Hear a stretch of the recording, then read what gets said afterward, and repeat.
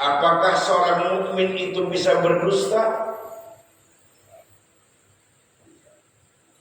Ya Rasulullah, apakah seorang mukmin itu bisa berdusta? Apa jawab Rasulullah? La. Tidak ada sedikit pun dari seorang mukmin itu untuk melakukan kedustaan, kata Rasulullah. Sebab orang yang melakukan kedustaan, lisannya selalu berbohong, itu bagian dari sifat orang munafik. Orang mukmin tidak akan memiliki sifat yang namanya dusta.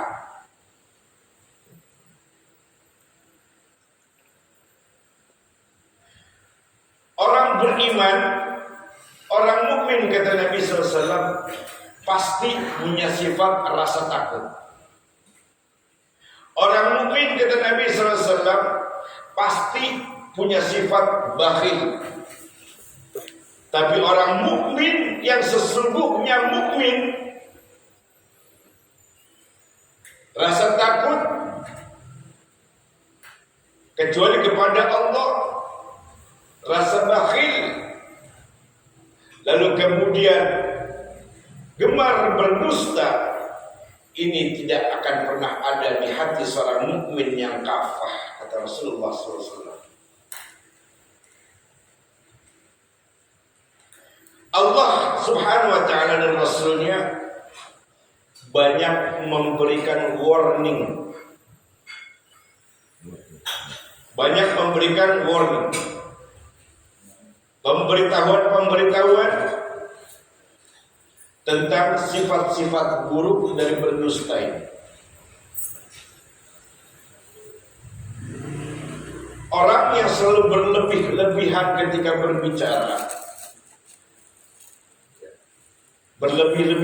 berbicara, biasanya kan orang itu kalau dititipin omongan pasti lebih.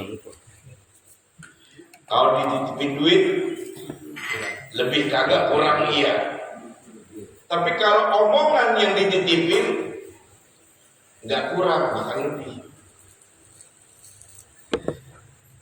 Kalau ada orang yang seperti ini, punya sifat dusta yang seperti ini, maka hidupnya tidak akan mendapat petunjuk dari Allah Subhanahu wa ta'ala. Jauh dari hidayah Allah, jauh dari taufiknya Allah.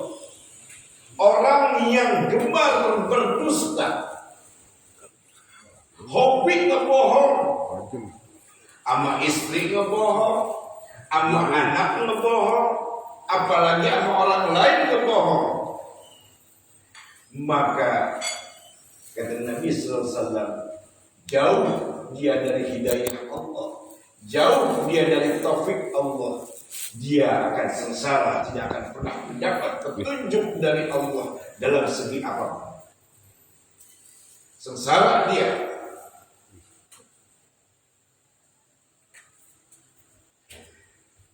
Bila kedustaan ini, orang yang suka berbohong ini dikaitkan dengan al-yaminul ghoms. Ya, kedustaan digabungkan dengan sumpah palsu. Ini gak jauh berbeda. Karena ini babnya berbeda. Ya, bab gemar berdusta sama sumpah palsu punya bab masing-masing. Berkhianat punya bab masing-masing. Karena di situ di antara bab demi bab itu ada ancaman-ancaman yang Allah berikan. Maka bila dikaitkan kedustaan dengan sumpah palsu ini, gak jauh berbeda. Sumpah palsu itu bisa muncul dari bagian kedustaan seseorang apabila dia sudah melakukan sumpah lalu berkhianat. Sudah melakukan sumpah lalu berkhianat. Awalnya ijab kabul dia, lalu kemudian diiringi karena kebiasaan dia berbohong, ya, karena kebiasaan dia berbohong, maka sumpah palsunya ini sama halnya dengan kedustaan. Dua-duanya sama, kedustaan. Secara tidak langsung maupun tidak langsung, maka orang yang melakukan sumpah palsu lalu diiringi dengan sifat yang sudah terbiasa melakukan kebohongan misalnya, maka dia mendapat dua ancaman dosa besar. Dosa besar dari bersumpah palsu dan dosa besar dari omongannya yang selalu berbohong. Ancamannya berat tentunya. Azabnya berat. Jangan dianggap main-main tentang azab Allah ini.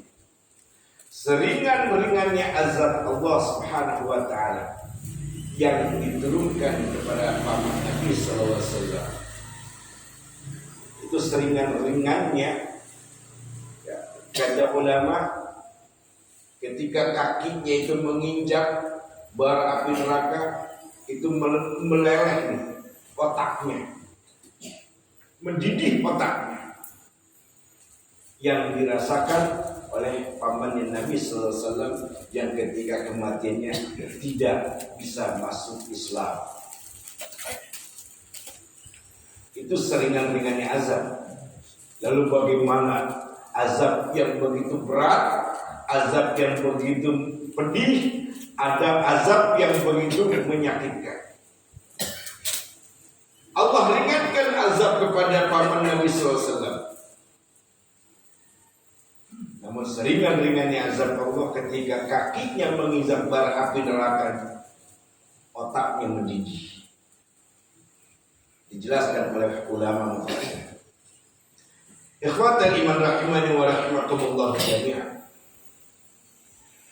Lalu bagaimana mungkin Allah akan memberikan petunjuk kepada orang yang gemar berbohong? Kata Allah, innallaha la yadahi man huwa musrifan kadzdzab. Allah tidak akan memberikan petunjuk kepada orang musrif. Musrif itu orang yang boros, yang punya sifat boros, musrif. Dan kepada orang yang berdusta. Allah tidak akan pernah memberikan petunjuk kepada orang yang boros dan kepada orang yang berdusta, karena boros itu bagian dari sifat setan, menghambur-hamburkan rezeki dengan cara yang kurang pas penempatannya. Allah nggak suka tuh dengan orang-orang musrif yang punya sifat boros. Giliran nama orang pelit, tapi buat dirinya sendiri ngabisin rezeki dengan hal-hal yang sifatnya Allah nggak suka. Beli sesuatu yang akhirnya sesuatu yang dibeli itu nggak bermanfaat buat dirinya, nggak ada manfaat sekecil apapun. Akhirnya kebuang yang dia beli. Ini namanya orang yang boros. Bagi orang-orang yang gemar berdosa, maka mereka menjadi orang-orang yang terlaknat. Kata ulama, orang-orang yang gemar berdusta, maka dia menjadi orang yang terlaknat, terkutuk. Karena ini sudah Allah tetapkan dalam firman-Nya dalam Al-Quran. Kata Allah, qutilal kharrasun. Sungguh, kata Allah, orang-orang pendusta itu terlaknat. Kenapa terlaknat dia? Dan kenapa Allah mengutuk orang-orang yang gemar berbohong? Karena berdusta, lisan yang suka berdusta itu adalah biang kerok kemungkaran. Dengan perkataan yang dusta menyebabkan adu domba. Dengan perkataan yang dusta bisa menyebabkan memicu pertikaian antara satu sama lain. Dengan berdusta akan menjadikan dan mendatangkan sebuah bencana kepada satu kaum. Makanya dikatakan oleh ulama, berdusta ini adalah biang keroknya dari kemungkaran. Dan Allah tidak suka dengan orang-orang yang melakukan kemungkaran. Orang-orang yang merusak hidupnya di atas muka bumi ini Allah paling benci. Dan ancamannya adalah neraka jahanam. Bagi orang-orang yang selalu bikin kemungkaran, yang selalu bikin rusak di atas muka bumi ini, sampai apalagi dia sampai mengeluarkan darah orang lain yang diharamkan oleh Allah dan Rasulnya. Kemudian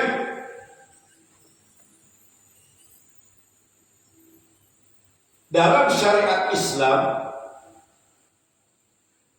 untuk menunjukkan kebenaran dari statement, kebenaran dari orang-orang yang tidak melakukan kedustaan,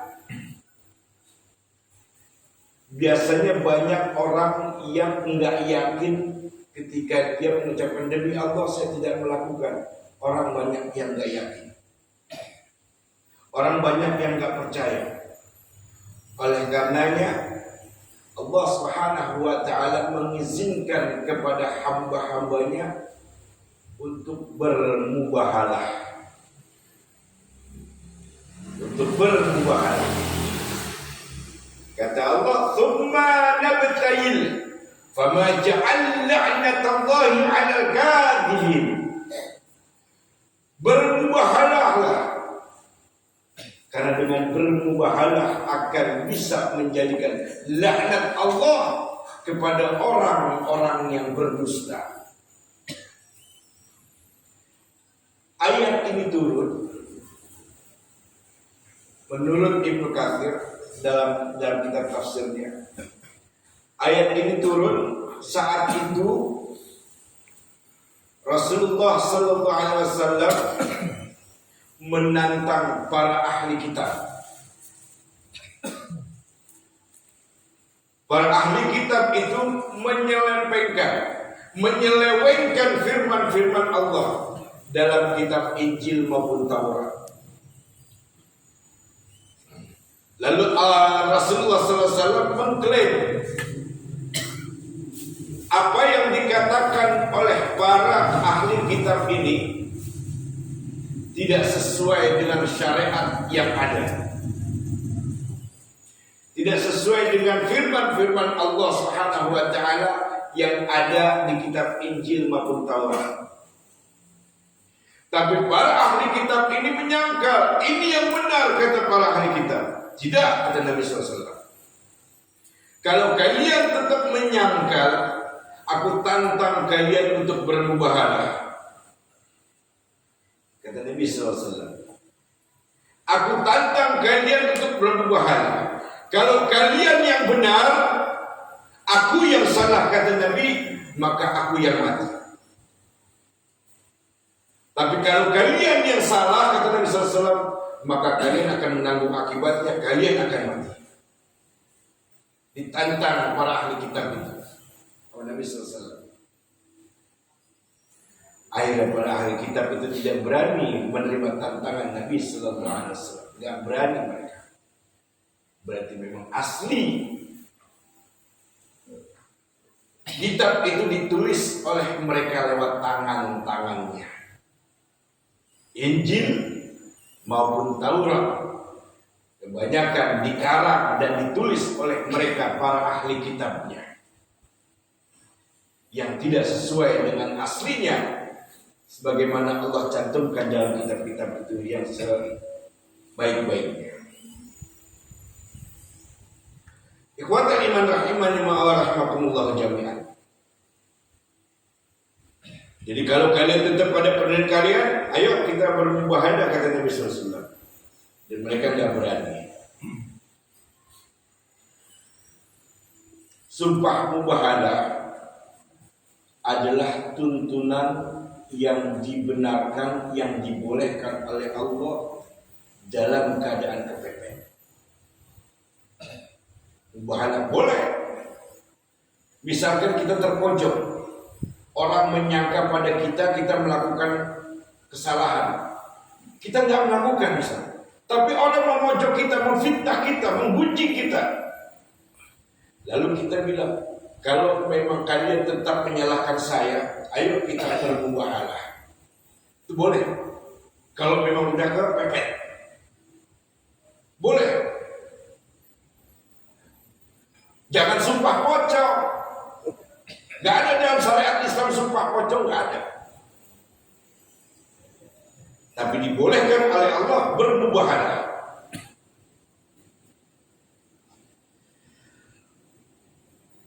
Dan bagi orang yang melakukan mubahalah ini sumpah laknat. Apabila dua orang berseteru, menganggap dirinya benar, kedua-duanya ini yang berseteru, dikatakan demi Allah, dia nggak percaya, maka dibolehkan untuk bermubahalah. Dan ingat, mubahalah ini apabila mereka yang benar melakukan kedustaan, maka akan menyebabkan kematian bagi dia. Dan kematiannya ini bukan hanya untuk diri dia, melainkan akan membawa istri dan anaknya.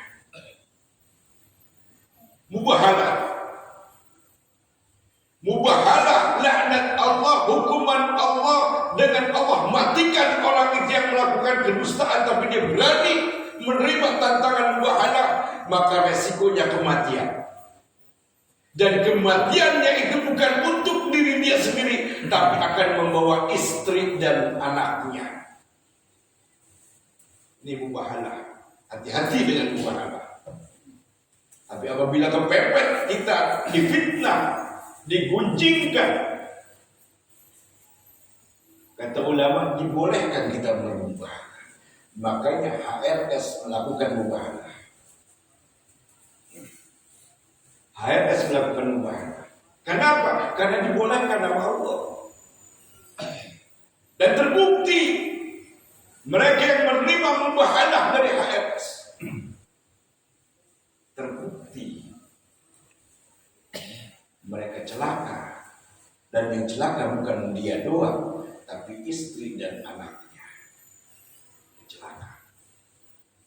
Maaf, bukan saya mengkait-kaitkan dengan kejadian yang sekarang, tapi memang ini sebagai bukti bahwa Allah itu tidak suka dengan kezaliman. Allah tidak suka dengan orang-orang yang gemar berdusta hanya untuk mencari kekayaan dunia dengan mengorbankan imannya yang dijual, yang dia gadaikan dengan harga yang murah. Ikhwatal iman rahimani wa rahmatullah jami'an. Lalu bagaimana jika kedustaan atau kebohongan terjadi kepada pasangan suami istri? Ini perlu kita tahu. Perlu kita tahu. Misalkan pasangan suami istri ini melakukan perselingkuhan. Lalu yang melakukan perselingkuhan ini mereka berdusta. Misalkan istrinya melakukan selingkuh, berzina dengan laki-laki lain. Suaminya memergoki, menyaksikan perbuatan istrinya itu sedang berzina dengan laki-laki lain. Lalu si sang suaminya ini melapor kepada ulil amri, kepada pemimpin. Ini pernah terjadi di zaman Rasulullah sallallahu alaihi wasallam. Saat itu ada seorang laki-laki mengadu kepada Nabi SAW, datang mengadu kepada Nabi SAW. Ya Rasulullah, aku ingin mengadu kepadamu, istriku sudah melakukan selingkuh, berzina dengan laki-laki lain. Bagaimana ini ya Rasulullah? Kata Rasulullah, kau datangkan istrimu ke sini. Lalu laki-laki itu mendatangkan istrinya ke hadapan Rasulullah. Lalu ditanya sama Rasulullah, benarkah kamu melakukan perselingkuhan, berzina dengan laki-laki lain? Tidak ya Rasulullah, nggak mungkin aku melakukan begitu. Lalu Rasulullah bertanya kepada yang laki-laki itu, apakah kamu yakin kamu melihat perzinahan itu yang dilakukan oleh istrimu? Kata laki-laki itu, ya Rasulullah, tidak mungkin mataku berkhianat dengan mengatakan ini kepadamu ya Rasulullah. Nggak mungkin mataku berkhianat. Lalu kata Rasul, ini dua-duanya kan saling mengklaim, nggak mau mengakui kesalahan. Akhirnya kata Rasulullah, baik kalau begitu, kalian melakukan li'an. Kalau dalam ikatan suami istri bukan mubahalah, tapi li'an. Li'an ini sama artinya, saling sumpah, saling melaknat. Li'an, kata ulama. Kata Nabi SAW, kalau begitu begini saja, tunggu beberapa bulan. Kalau nanti istrimu ini melahirkan seorang anak, dan anak yang lahir itu cacat, maka benar adanya dia melakukan perselingkuhan dengan berzina kepada laki-laki lain. Kita tunggu dalam beberapa bulan, kata Nabi SAW. Kemudian dalam beberapa bulan kemudian si istri itu melahirkan seorang anak. Benar apa yang dikatakan Nabi SAW, anaknya lahir dalam keadaan cacat. Lalu kemudian Nabi SAW menceraikan mereka.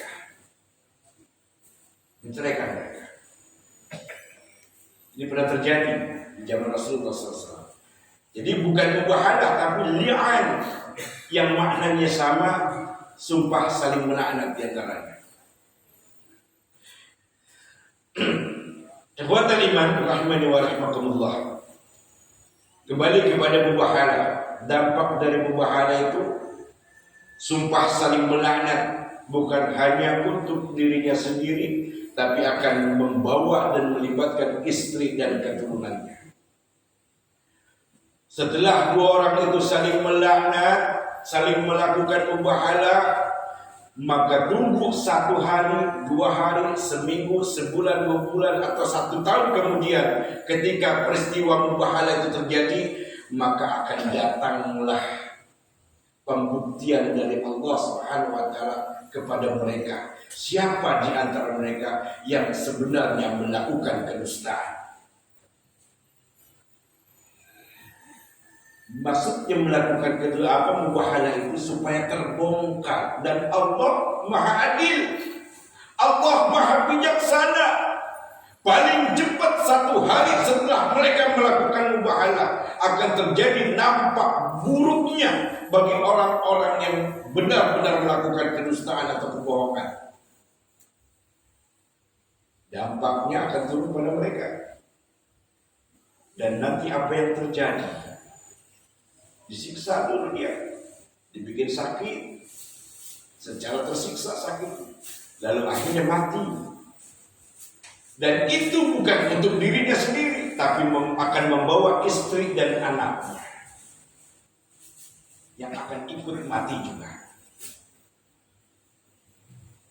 Rasulullah SAW bersabda, Innal kadhiba yahdi ilal fujur, wa innal fujura yahdi ilan nar, wa la yazalur rajulu yakdzibu hatta yuktabu indallahi kadzaban. Kata Nabi SAW, sesungguhnya dusta itu mengantarkan kepada perbuatan dosa. Fujur artinya dosa, perbuatan dosa. Dan sesungguhnya perbuatan dosa itu mengantarkan pelakunya kepada neraka. Dan seseorang itu bila terus melakukan kedustaan, terus gemar berkata bohong, maka Allah Subhanahu wa taala akan mencap dia sebagai orang yang pendusta. Hadis riwayat muttafaqun alaih.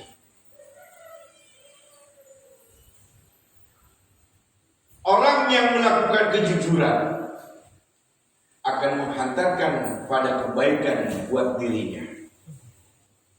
Jika ia melakukan kesalahan karena imannya yang mendorong dia, lalu dia mengaku atas perbuatan salahnya. Imannya yang mendorong dia untuk melakukan kebaikan. Kata imannya, udah ngaku aja. Jangan sampai nanti Allah akan mengazabku nanti. Azab Allah itu bukan hanya di akhirat, tapi di dunia saja juga Allah akan mengazab kamu, kata imannya. Udah, kalau kamu memang salah, terus terang, akui kesalahan. Insya Allah, kata iman, akan ada yang terbaik untuk diri. Iman yang mengatakan begitu. Tapi yang bicara hati kita, didorong oleh iman kita. Kalau hati sudah ngomong seperti itu, iman sudah bicara seperti itu pada hati kita, ini namanya petunjuk dari Allah. Ini namanya taufik yang Allah berikan kepada hambanya yang Allah sayang, yang Allah cinta. Karena Allah tidak akan mau mengazab hambanya ini. Makanya iman terus membujuk. Ayo. Imannya membisikkan hatinya, lalu hatinya mencerna. Kemudian karena imannya lebih subur pada dirinya, maka dia melakukan yang terbaik menurut imannya. Saya akui saya bersalah, tolong maafkan saya. Kalau orang sudah minta maaf, maka orang lain pun juga hatinya pasti akan menerima maafnya. Yang tadinya mau dikasarin, yang tadinya mau digebukin, ya, udah geram orang itu kan sama dia. Tapi ketika dia mengakui kesalahan, orang mungkin gak jadi untuk melakukan pemukulan. Bisa jadi orang tersebut akan memaafkan. Tapi kalau dia berdusta, ya, udah benar-benar dia ngelakuin, tapi dia bohong. Nah akhirnya orang yang dibohongin ini kan geram. Terjadilah ribut fisik, yang digebukin lah sampai berdarah-darah. Kemudian apa? Dilaporin ke kantor polisi, di penjara. Dan kalau dia ngaku dia berbuat salah, mungkin orang yang dizalim ini hatinya akan tersentuh, mau memaafkan dia. Ini ada kebaikan kalau kita mengakui kesalahan.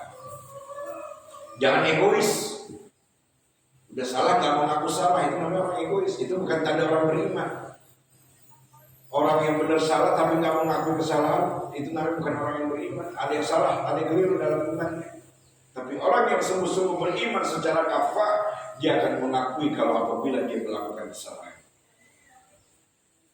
Begitu juga kepada seorang yang memberi nasihat kepada orang lain, harus dengan jujur.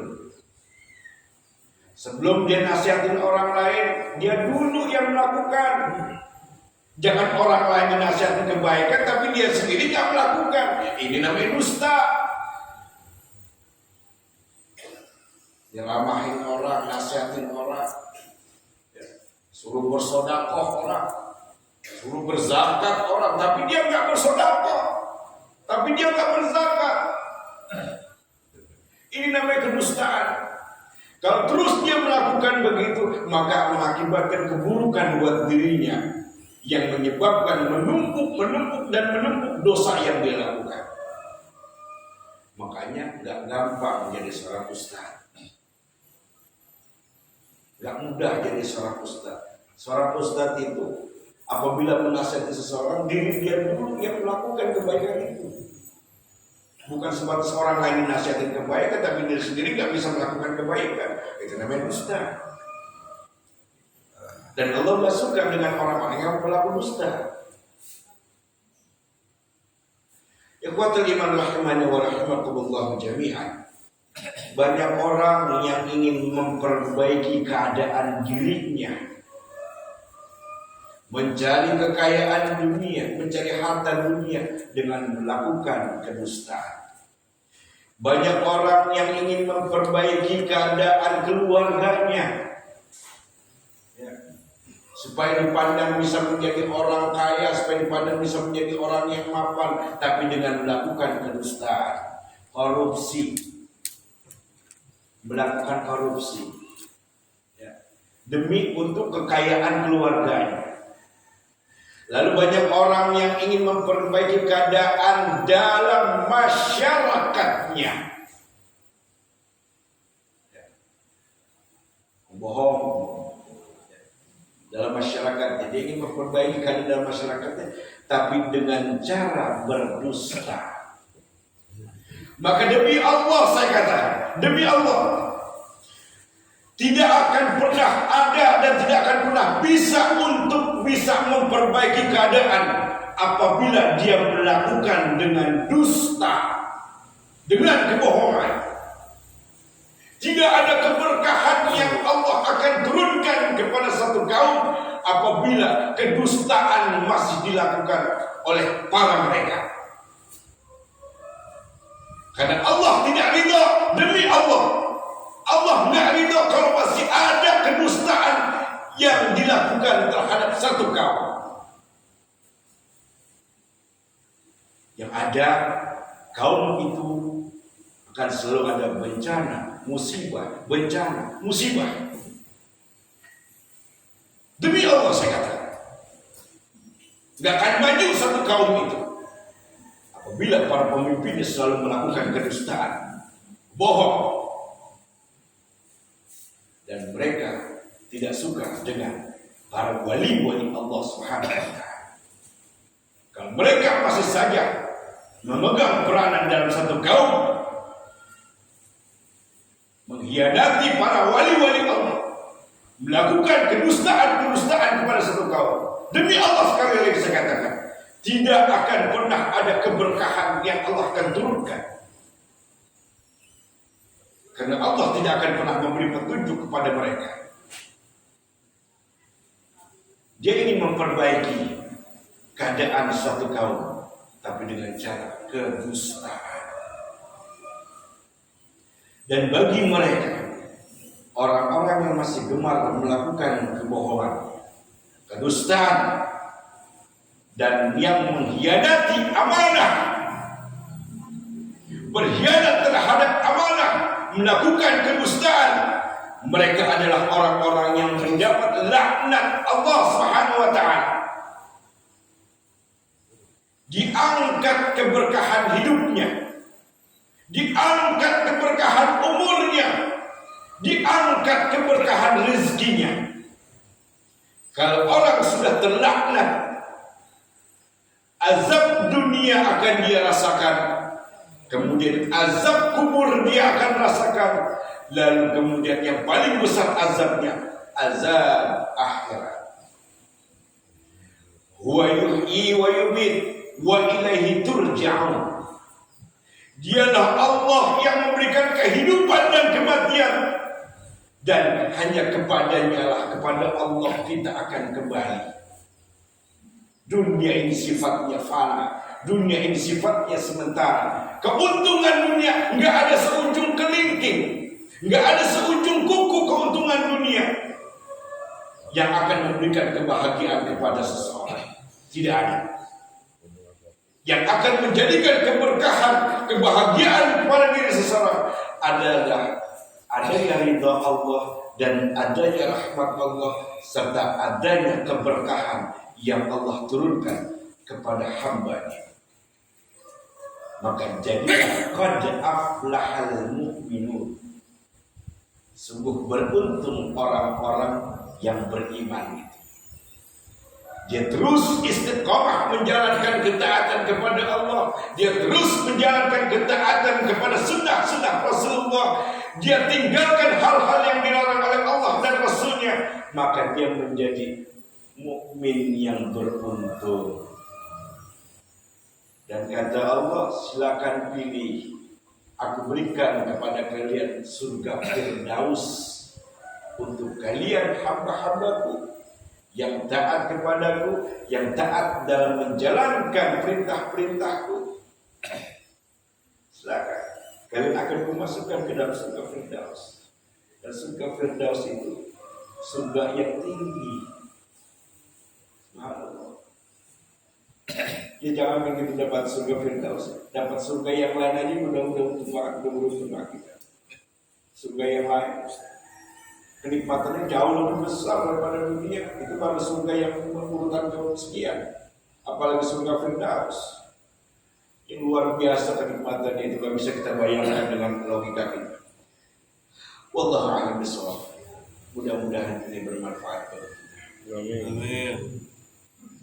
Sebagai seorang mukmin, sekali lagi saya mengingatkan, wabil khusus untuk diri saya pribadi, kita sudah melakukan perintah Allah, menjalankan sholat, menjalankan pengajian-pengajian, kita hadir di majelis-majelis ilmu, kita baca Quran. Ayo kita tinggalkan yang namanya sifat dusta ini. Karena kalau masih ada terbesit di diri kita melakukan kedustaan, maka hati-hatilah. Percuma kita minta petunjuk kepada Allah dalam setiap sholat kita minta kepada Allah dalam setiap sholat, ihdinas shiratal mustaqim, ihdinas shiratal mustaqim, shiratal ladzina an'amta 'alaihim. Percuma kita katakan itu kalau kita selalu berdusta. Karena Allah tidak akan memberi petunjuk, tidak akan memberi hidayah, tidak akan memberi taufiknya kepada orang-orang yang masih gemar berdusta. Mari kita tinggalkan sifat dusta ini, sifat yang tercela dari syariat agama kita, agamanya Allah, agamanya Rasulullah, Islam tentunya. Mohon maaf, mungkin tidak ada pertanyaan, tidak ada sesi pertanyaan. Insya Allah nanti pertemuan yang akan berikutnya. Kalau saya masih ada keperluan lagi, jadi saya nggak bisa lama-lama. Sekali lagi saya mohon dibukakan pintu maaf dan saya mohon kepada Allah ampun apabila ada terdapat kesalahan, kekeliruan dan kekhilafan. Fakir mohon ampun kepada Allah dan fakir mohon dibukakan pintu maaf yang seluas-luasnya daripada Bapak jamaah sekalian. Untuk menutupi kajian ini, mari sama-sama kita ucapkan subhanakallah wa bihamdika asyhadu an la ilaha illa anta astaghfiruka wa atubu ilaik. Al-Fatihah. Bismillahirrahmanirrahim. Alhamdulillahirabbil alamin arrahmanir rahim maliki yaumiddin. Iyyaka na'budu wa iyyaka nasta'in ihdinas siratal mustaqim siratal ladzina an'amta 'alaihim ghairil maghdubi 'alaihim waladdallin. وعفني يا كريم وعفني رحم ارحمنا برحمتك يا ارحم الراحمين ارحمنا.